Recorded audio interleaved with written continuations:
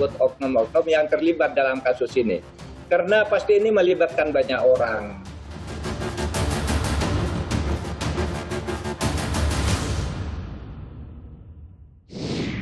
Saudara, sudah bersama saya, Koordinator Masyarakat Anti Korupsi Indonesia, Boyamin Saiman. Bung Boyamin, terima kasih. Ya. Saya kebetulan mendapatkan dokumen eksklusif, meskipun dokumen itu tidak bisa saya tayangkan di layar karena terkait dengan rahasia. Tapi saya ingin menceritakan, saya yakin Mas Boyamin juga sudah mendapatkan datanya, bahwa Pinangki 1 bulan setelah ia bertemu dengan Joko Chandra di Malaysia, ia melapor kepada pimpinan. Tapi pimpinan ini sampai detik ini setidaknya tidak pernah kemudian disebut-sebut. Saya ingin tanya, siapa pimpinan itu? Bukan begitu aja. Pada saat di Malaysia, di Kuala Lumpur, saat ketemu Joko Chandra itu, saya mendapatkan informasi diduga Pinangki juga menghubungi pimpinannya itu. Jadi di depan Joko Chandra? Iya, justru. Kan biasa toh ilmu bluffing itu kan gitu. Aku dekat dengan presiden. Nah, ini loh aku tunjukkan.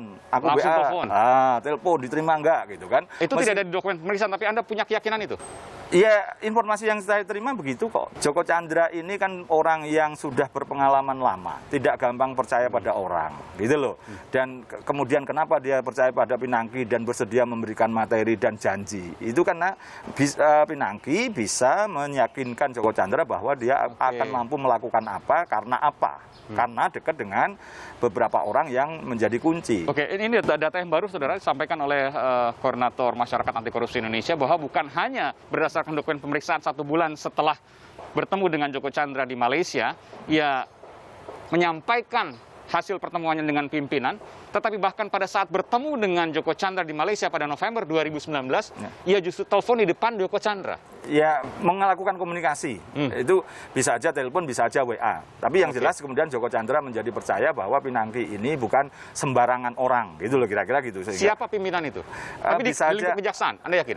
Iya, tapi kan gini, bisa aja tadi komunikasi itu seperti sebenarnya komunikasi biasa, yang kemudian karena mungkin kenal sebelumnya kan gitu kan, dan itu seperti mencatut kan gitu kan. Tapi bisa aja yang dicatut pun juga setuju kalau dicatut. Seperti kadang-kadang saya terhadap orang-orang yang didolimi itu kan misalnya begini, Pak gimana ini nih? Udah ngomong aja, catut aja nama saya bahwa saya membela kamu gitu aja kan. Saya kadang-kadang boleh gitu kan untuk membela kebenaran loh ya gitu kan. Model-model begini yang perlu didalami. Ini proses pembuktian nanti urusan belakangan. Terus bahwa ada hubungan. Jadi tidak kaget kalau Aiman itu tadi menyampaikan bahwa pada bulan Desember Pinangki itu sudah laporan atasannya gitu kan. Dan juga disebutkan pimpinan. Ya, pimpinan itu. Pimpinan itu kan otomatis atasannya kan gitu kan. Apakah pimpinan langsung, apakah di atasnya lagi atau di atasnya lagi, nggak tahu. Ya, belum tahu. Tapi hampir sebenarnya ini seperti rahasia umum kadang-kadang bahwa Pinangki itu punya hubungan khusus dengan seorang atau 2 orang di lembaga kejaksaan gitu. Dan ini posisinya tinggi dia? Ya tinggi gitu. Kalau level tinggi ya tinggi banget gitu kan. Tapi tinggi banget, Anda mengenal banget. ya kan bisa jadi 1 orang 2 orang kan nggak tahu juga gitu kan. Yang tinggi banget kan banyak juga di sana. Tapi bahwa kalau Anda menyamar bukan sebagai wartawan, tanya ibu-ibu di sana gitu, apakah Pinangki itu punya hubungan dekat dengan seseorang atau 2 orang gitu, rata-rata mereka sepanjang itu tanpa beban pasti akan mengatakan itu. Dan mengerucut ke 1 atau 2 orang itu? Iya. Ibu-ibu siapa ini? Saya sumber informasi saya kan ibu-ibu di Kejaksaan Agung banyak.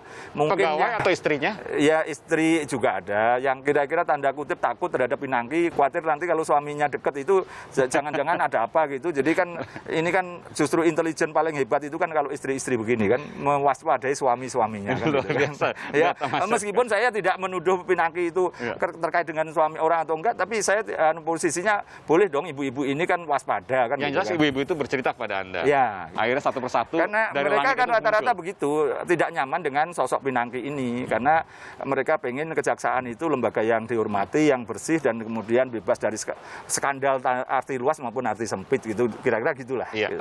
Dari semua ini kemudian muncul sebuah skeptisme, keraguan. Ya. Kenapa ketika ada kasus Pinangki ada sejumlah keistimewaan? Saya sebutkan misalnya. Pertama, soal surat izin jaksa yang hendak diperiksa yang akhirnya dibatalkan.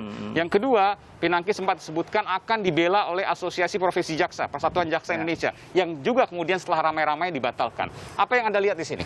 bukan itu aja, justru orang kadang-kadang tidak ngeh gitu bahwa Pinangki sampai saat ini belum pernah dibawa dari Gedung Bundar ke mobil tahanan dan dibawa ke tahanan Betul, belakang. karena sampai saat ini kami pun tidak mendapatkan satupun, bahkan kemudian ketika tim liputan kami ke sana juga Kalau tadi kan dicabut semua soal pengacara dari PJI, terus kemudian surat izin dari Jaksa Agung kan udah dicabut semua. Justru yang ini yang paling pokok karena ini kan hukum berlaku untuk semua.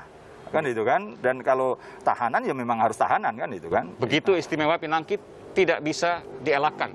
Awalnya kan sebelum rame-rame bahkan dia mau promosi jadi kabak. Itu saya tahu semua kok. Tapi ketika rame-rame dia mau dimutasi meskipun mutasinya juga promosi mau jadi level di atasnya kok gitu kan. Ke Kejaksaan Tinggi DKI baru setelah rame bener dan saya protes terus baru dicopot dari jabatannya itu. Itu setelah saya ke Komisi Kejaksaan karena saya terus terang aja agak jengkel gitu terhadap proses-proses itu yang tarik ulur itu.